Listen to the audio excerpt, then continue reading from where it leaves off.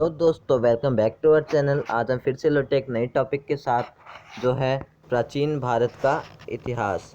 दोस्तों आज हम बात करने वाले हैं मगध साम्राज्य के इतिहास के बारे में। तो चलिए शुरू करते हैं।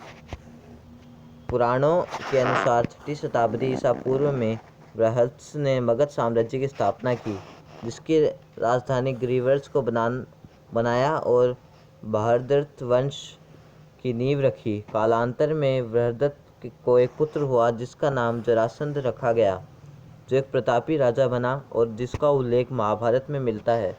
अथर्ववेद तथा ऋग्वेद में भी मगध का उल्लेख मिलता है। पुराणों के अनुसार जरासंध की मृत्यु के पश्चात मगध पर शिशुनाग वंश का आधिपत्य हुआ, परंतु बौद्ध साहित्य के अनुसार शिशुनाग वंश का कोई अस्तित्व नहीं है और उसकी जगह हर्यक वंश की स्थापना हुई थी, क्योंकि जब भगवान बुद्ध ने धर्म प्रचार हेतु मगध की यात्रा की थी तब वहाँ का राजा हर्यक वंश का बिंबिसार था। आइए जानते हैं मगध पर शासन करने वाले प्रमुख वंशों के बारे में। फर्स्ट है हर्यक वंश, जिसका शासनकाल था 545 ईस्वी पूर्व से 412 ईस्वी पूर्व तक। बिंबिसार से हम शुरू करते हैं। बिंबिसार ने हर्यक वंश की नींव रखी। बिंबिसार हर्यक वंश का एक प्रतापी राजा था। बिंबिसार ने 52 साल तक 544 बीसी से 492 बीसी तक शासन किया। वैवाहिक गठबंधन के माध्यम से इसने अपनी स्थिति और समृद्धि को मजबूत किया और इसका पहला विवाह कौशल देवी नामक महिला से कौशल परिवार में हुआ। बिंबिसार को दहेज में काशी प्रांत दिया गया। बिंबिसार ने वैशाली के लिच्छवी परिवार की चेलाना नामक राजकुमारी से विवाह किया। अब इस वैवाहिक गठबंधन ने इसे उत्तरी सीमा में सुरक्षित कर दिया। बिंबिसार ने दोबारा एक और विवाह मध्य पंजाब के मुद्रा के शाही परिवार की खेमा से किया, इसने अंग के ब्रह्मदत्ता को पराजित कर उसके साम्राज्य पर कब्जा कर लिया। बिंबिसार ने अवंता राज्य के साथ अच्छे ताल्लुक थे। अब पढ़ते हैं अजातशत्रु के बारे में। अजातशत्रु बिंबिसार का पुत्र था, जिसने बिंबिसार की मृत्यु के पश्चात 491 ईस्वी पूर्व मगध का सिंहासन संभाला।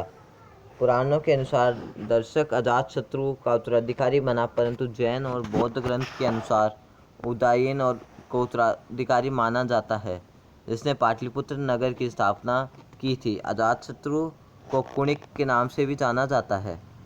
कई मत है कि अजातशत्रु जैन धर्म का अनुयायी था, परंतु कुछ समय पश्चात बौद्ध धर्म का अनुयायी बन गया।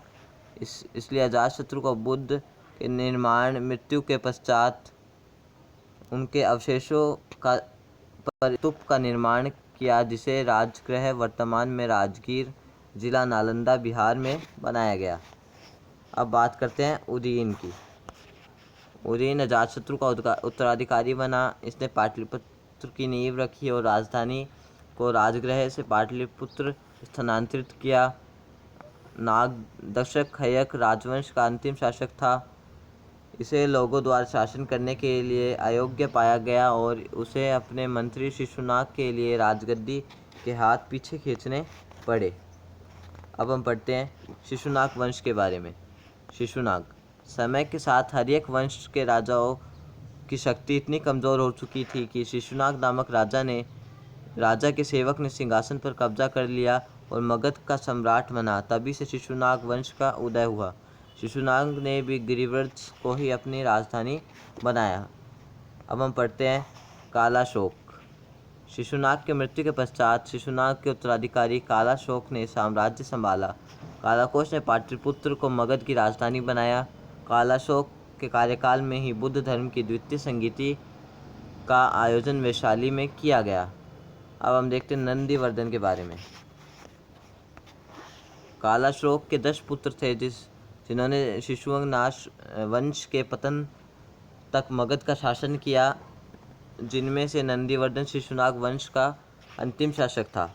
अब देखते हैं नंद वंश, जो 344 ईस्वी पूर्व से 322 ईस्वी पूर्व तक रहा। पहला राजा था उसका महापद्म नंद उग्रसेन।